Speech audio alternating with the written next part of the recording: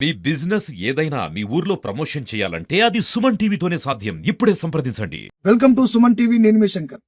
నల్గొండ జిల్లా కెనగల్ మండలం జీఎడవెల్లి గ్రామంలో పంచాయతీ ఎన్నికలు ప్రారంభమైన వెంటనే నామినేషన్ కి మొదటి విడత నామినేషన్ ప్రక్రియ మొదలైన వెంటనే అభ్యర్థులు కాంగ్రెస్ పార్టీ నుంచి కూడా ఈ జీఎడవెల్లి గ్రామంలో నామినేషన్ వేయడం జరిగినది. అందులో భాగంగానే పోటాపోటీగా ఉన్నటువంటి ముగ్గురు క్యాండిడేట్లు పోటీలో నిలబడడం జరిగినది. ఆ పోటీలో ఉన్నటువంటి క్యాండిడేట్ పరసనబోయిన రామకృష్ణ కూడా కాంగ్రెస్ పార్టీ బలపరిచిన అభ్యర్థిగా నామినేషన్ వేయడం జరిగినది. కానీ నామినేషన్ వేసిన తర్వాత తన స్కూట్నీలో లేకుండా చేశారని చెప్పేసి ఒక తప్పుడు ప్రచారం జరిగింది. ఇది ప్రచారం కాదు, ఇది వాస్తవం. కావాలని ఒక క్యాండిడేట్ నన్ను తీయించాడు అని చెప్పేసి పరసనబోయిన రామకృష్ణ చెప్పడం జరుగుతా ఉంది.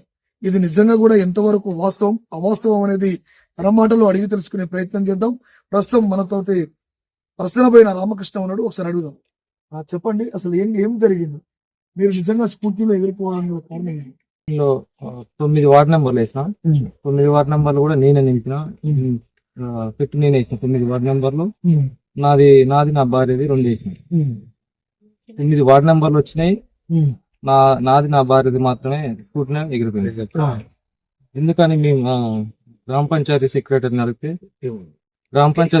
అడిగితే ఇది ఒక వ్యక్తి చేసిందని మాకు వాయిస్ వినిపించింది.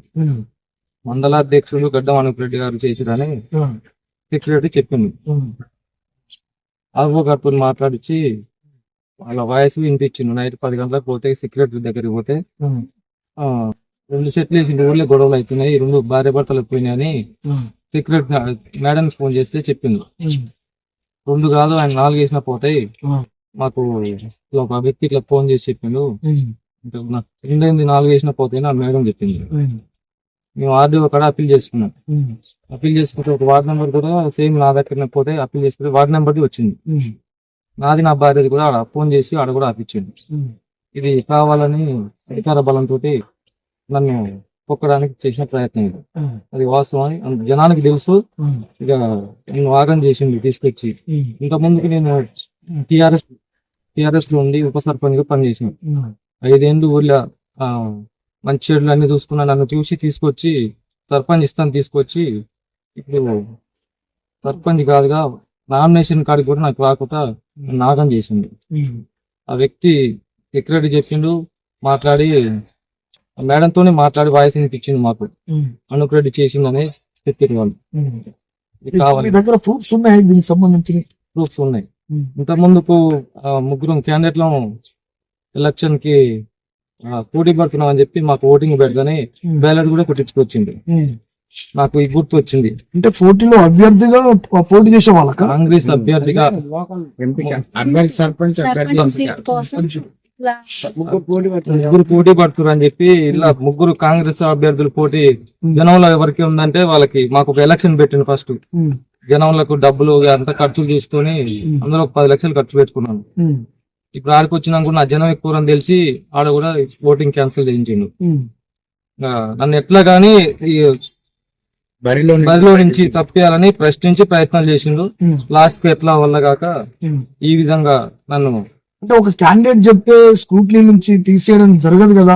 అంటే ఎన్నికల కమిషన్ ఏదైతే ఆ రూల్స్ ఇచ్చారో ఆ రూల్స్ ప్రకారమే అక్కడ ఉన్నటువంటి అధికారులు చేస్తారు. ఎంపీడీఓ కావచ్చు, ఎవరైనా కావచ్చు. కానీ మీరు ఒక క్యాండిడేట్ ని ప్రత్యేకించి అంటున్నారు అంటే మేము ఎట్లా దొరుకుతుంది? మేము 9 వార్డు నెంబర్లకు నేనే నింపినా, నేనే సెట్ చేసిన. 9 వచ్చినాయి, నా 2 పోయినాయి. ఎందుకు పోతాయి? ఆయనని దొరవారిని ఫస్ట్ లో తీసుకొచ్చి నిన్ను అనపురెడ్డి స్థానంలో ఉంచుతా, ఈ సర్పంచ్ పదవి ఇస్తా రామకృష్ణ అని తీసుకొచ్చిండు. అనపురెడ్డి తీసుకొచ్చినాక ఇట్లా నామినేషన్ పెట్టిండు, ఇట్లా 3కి పోటీ అని పెట్టిండు.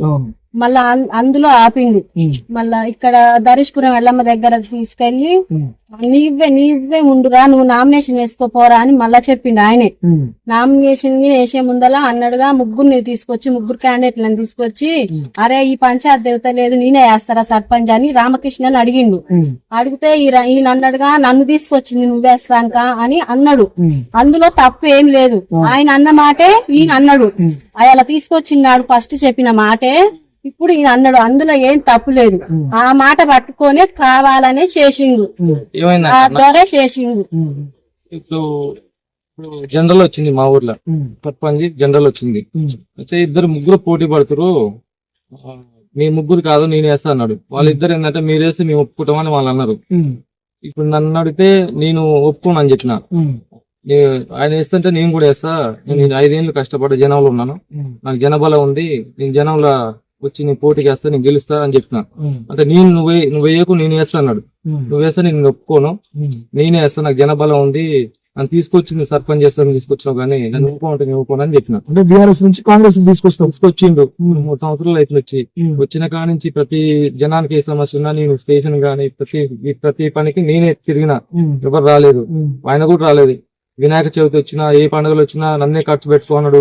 వినాయకుడు బొమ్మలు ఇప్పించిన ప్రతిదీ చేసిన. 2 వినాయక చవితులు పోయినాయి, 2 దసరాలు పోయినాయి, ముత్యాలమ్మ పండుగ పోయింది. ప్రతిదీ నచ్చుని ఖర్చు పెట్టించిండు ఫస్ట్ నుంచి వచ్చిన కాడ నుంచి. ఇప్పుడు ఈ లాస్ట్ కి వస్తాలకే ఆయన ఎదురు మళ్తే నన్ను ఈ స్థానానికి తొక్కేసిండు. ఒక బీసీ బిడ్డ ముదిరాజు నేను, నన్ను కావాలని ఇట్లా చేసిండు. ఒక సర్పంచ్ క్యాండిడేట్ నుండి ఇప్పుడు నేను ఒక వ్యక్తికి సర్పంచ్ గా తిరగాల్సి వస్తుంది. నన్ను ఆగం చేసిండు. ఆయన కావాలని ఆయన మంత్రి అండదండలతో అధికార దుర్వినియోగానికి పాల్పడి నన్ను ఆగం చేసింది. నాకు ఆ వడ్ల దగ్గర గిట్లా ఆ సారు ఈ అనపరెడ్డి సార్కి అన్ని చెప్తానే ఉన్నాం.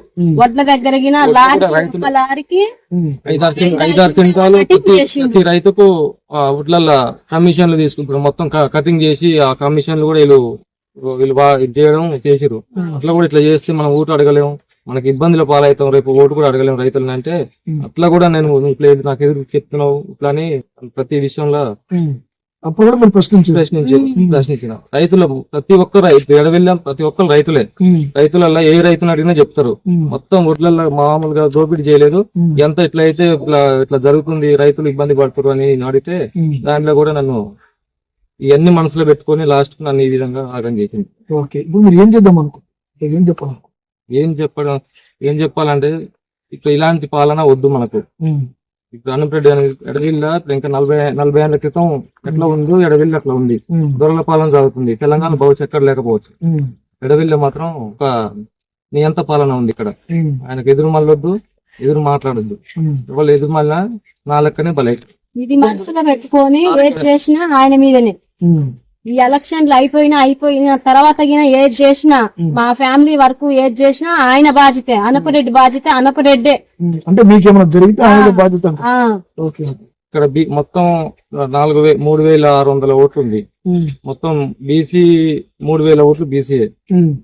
మొత్తం వాళ్ళది ఉన్న ఒక్కళ్ళు మమ్మల్ని శాసిస్తుండ్రు. ఇలా ఒక్కరినే కాదు ప్రతి ఒక్కరిని ఇప్పుడు చాలా చేసిండు. అందరూ చెప్పుకోలేక భయం ఆయన అంటే. ఆయనకు ఎదురు మళ్ళీ వాళ్ళు లేరు. ఇక నేను ఒక్కరిని జర ఎదుగుతున్నా అని చెప్పి నన్ను కావాలని ఇట్లా తొక్కిండు. నన్ను ఆగం చేసి నా జీవితం రాజకీయ భవిష్యత్తు లేకుండా చేసిండు.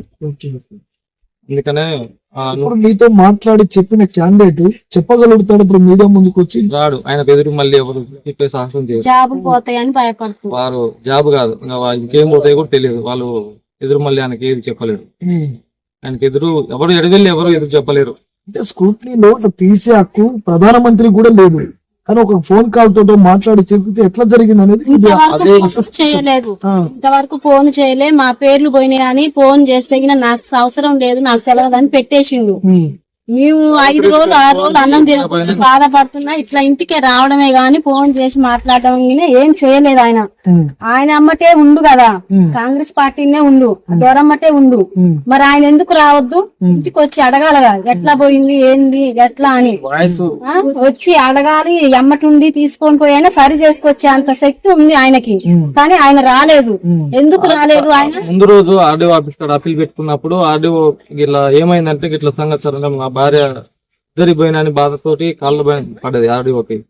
అయితే చూసిండు ఆయన. చూసి ఇదంత పెద్ద ఇష్యూ, అది ఆఫీసర్ల తప్పే, దగ్గరుండి పెట్టేయాల్సిన సంతకం మీ తప్పేం లేదు, రేపు 100% అవుతుందని చెప్పిండు ఆర్డీఓ సార్.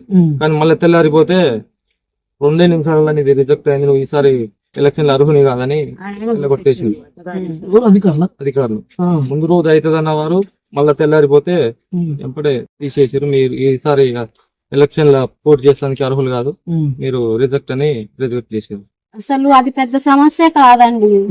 అది అభ్యర్థి సంతకం పెట్టకపోతే మాది తప్పు ఉంటది. సంతకము ఆ కార్యదర్శికి 4 సార్లు చూసిండు. అందులో ఇంకొక ఇద్దరిగిన చూసిరు, 4 మేడంగిన చూసిరు. ఏదన్నా తప్పు ఉంటే లోపలికి వెళ్ళి సంతకం పెడతారు, మీరు అంతా కరెక్ట్ గా ఉందని కార్యదర్శి మాకు చెప్పిండు. మేము చూపించినాం. కానీ మళ్ళా ఫోన్ చేసి మమ్మల్ని వెనక పిలిపించి మళ్ళా సంతకము పెట్టియలేదు. మళ్ళా ఈ తెల్లారన్నా కనీసం తెల్లారన్నా ఎవరైనా తక్కువ ఉంటే ఏమైనా కాగితం లేకుండా మా ముందరనే బయటకు వచ్చి కాగితాలు ఏమైనా తక్కువ ఉన్నా తీసుకొని పోయి నామినేషన్ వేస్తున్నారు మా కళ్ళ ముందనే. కానీ మమ్మల్ని మట్టుకు పిలిపియలే. కావాలని చేసిన కుట్ర ఇది. ఇప్పుడు సార్ ఇందులో అభ్యర్థి చెందిన నేరచూసుకురు అవన్నీ మొత్తం ఇవన్నీ చూసి సంతకాలు పెట్టించాలని మేడం అన్ని కరెక్ట్ గా ఉన్నాయని ఎస్ఎన్ పెట్టింది. ఇందులో మేడం తప్పు ఉంది కదా, నాది తప్పే ఉంది.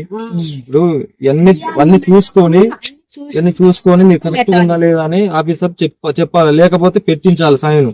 కానీ అది అన్ని కరెక్ట్. 1కి 10 సార్ 5 ఉన్నారు. అలా 5 కూడా ఒక్కొక్కసారి ప్రతిసారి అడిగిన ఎట్లుంది మేడం కరెక్ట్ ఉందని, అంత కరెక్ట్ ఉందని చెప్పి నాతో ఈ నామినేషన్ డబ్బులు కూడా కట్టించుకున్నారు. కానీ ఇలా కావాలనే చేసారు. ఇప్పుడు సైన్ పెట్టకుంటే ఆమె సెలక్షన్ చేసి సైన్ పెట్టియాలి. ఏ చెక్ చేయకుంటే ఎస్ అని ఎట్లా పెడతది? ఒక్కసారి ఇది చూడండి.